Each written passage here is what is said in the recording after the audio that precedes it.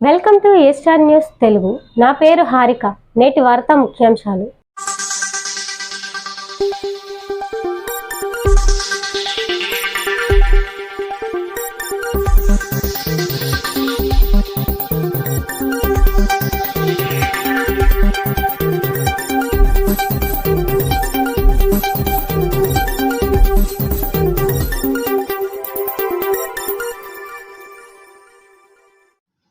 ప్రభుత్వం ప్రవేశపెట్టిన భూ యాజమాన్య హక్కు చట్టం 27/2023ను నిరసిస్తూ న్యాయవాదులు పాదయాత్ర చేపట్టి నిరసన తెలియజేశారు. అనకాపల్లి బార్ అసోసియేషన్ ఆధ్వర్యంలో జరిగిన నిరసనలో రైతు గిరిజన సంఘాల నాయకులు పాల్గొని మద్దతు తెలిపారు. ప్రజలు ఆస్తులకు రక్షణ కల్పించాలని, చట్టాన్ని వెంటనే రద్దు చేయాలని నినాదాలు చేశారు. న్యాయ పరిధిని తగ్గించి ఎగ్జిక్యూటివ్ పరిధిలోకి భూ యాజమాన్య నిర్ణయాన్ని అప్పగించడంతో పాటు ప్రజల ఆస్తులకు రక్షణ లేదని అన్నారు.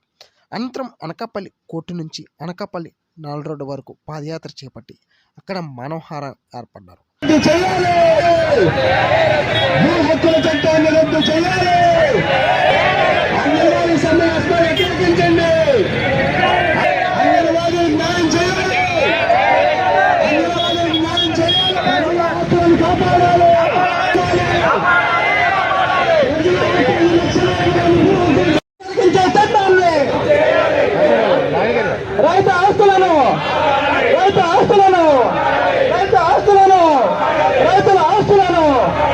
కేంద్ర ప్రభుత్వం డిజిటలైజేషన్ విధానాన్ని అవలంబిస్తే నీతి ఆయోగ్ ద్వారా ఈ రాష్ట్ర ప్రభుత్వం ముందుకు తీసుకెళ్ళడానికి సిద్ధపడింది.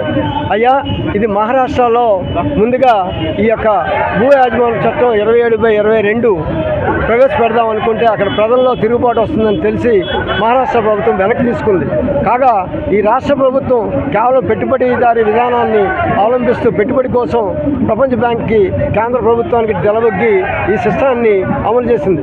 మీ అందరికీ తెలుసు, గతంలో 1948, 52 సమయాల్లో జమీందారీ వ్యవస్థ రద్దు చట్టం చేసినప్పుడు ప్రభుత్వాలు 10 సంవత్సరాలు సర్వే చేస్తే కానీ పూర్తి సమగ్ర సర్వే ఇప్పటికీ జరగలేదు. కానీ ఈ ప్రభుత్వానికి అంత అత్యవసరంగా డిజిటలైజేషన్ చేసి డ్రోన్ సర్వే అని చెప్పి హక్కుదారులు భూమిలో ఉన్నారా లేదా అని సమగ్ర దర్యాప్తు జరగకుండా తప్పుడు తరగలతో సర్వే చేసి ఈ యొక్క చట్టాన్ని అమలుపరచడానికి ముందుకు తీసుకొస్తున్నారు. ఈ యొక్క ఇటీవల రాష్ట్ర ప్రభుత్వం, మన ఆంధ్రప్రదేశ్ రాష్ట్ర ప్రభుత్వం వారు యాక్ట్ 27/23 అనే ఒక చట్టాన్ని, భూ యాజమాన్య చట్టం 22 అనే పేరుతో ప్రవేశపెట్టడం జరిగిందండి. ఈ చట్టానికి సంబంధించి ఈ చట్టాన్ని ఎవరు పరిశీలించినా చట్టం అంతా లోపభూయిష్టంగా సన్నకారు, మధ్యకారు, పేద ప్రజల యొక్క ఆస్తులే కాకుండా ప్రతి వ్యక్తి తాలూకు ఆంధ్రప్రదేశ్ ప్రభుత్వంలో జీవనం సాగిస్తున్న ప్రతి సామాన్య పౌరుడు హక్కులు కూడా భంగం కలిగే విధంగా వాళ్ళ ఆస్తులను ప్రభుత్వాలు, బ్యూరోక్రాట్లు, పెట్టుబడిదారులు దోచుకునే విధంగా ఈ చట్టాన్ని తయారు చేయడం జరిగిందండి.